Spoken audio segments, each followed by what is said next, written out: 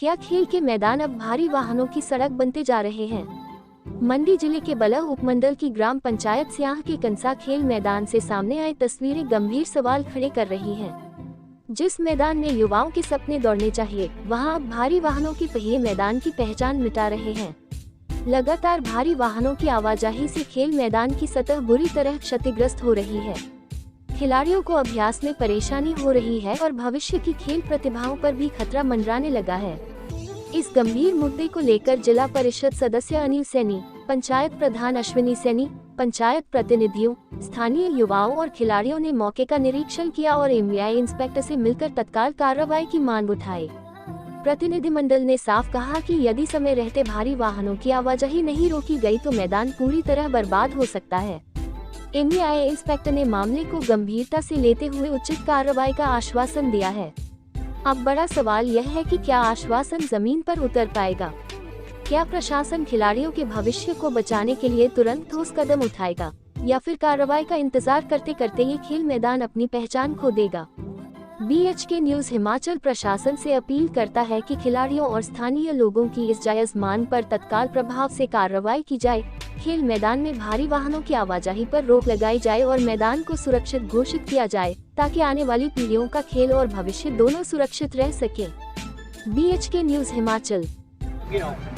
कंसा ground के क्या हाल किए उन्होंने, रनिंग ट्रैक के पूरे इतने बड़े ट्रक, सारी गाड़ियाँ, पंचायत प्रधान, उप प्रधान और मैं और पूरी पंचायत यहाँ आई हुई है। हम यहाँ देख रहे हैं पूरे ग्राउंड को बेहाल कर दिया है। हजारों मतलब सैकड़ों गाड़ियाँ यहाँ आई हुई है और इतना कीचड़ हो गया। सुबह शाम बच्चे यहाँ खेलने के लिए आते हैं, ग्राउंड में आते हैं, एक्सरसाइज के लिए आते हैं सुबह शाम। तो कैसे आएंगे शाम को? देखो कितने, हम दिखा इनको कीचड़ दिखा के आए। चलो प्रशासन ने इनकी ड्यूटी लगाई हुई है यहाँ, ठीक है, पर आने वाले समय कुछ कार्यक्रम में हमारे पंचायत के प्रधान हमारे उप प्रधान मेंबरगण और प्रधानाचार्य और पूरा स्टाफ और जितने भी आए हैं SMC के मेंबर वगैरह, आप सभी का यहाँ मैं स्वागत करता हूँ।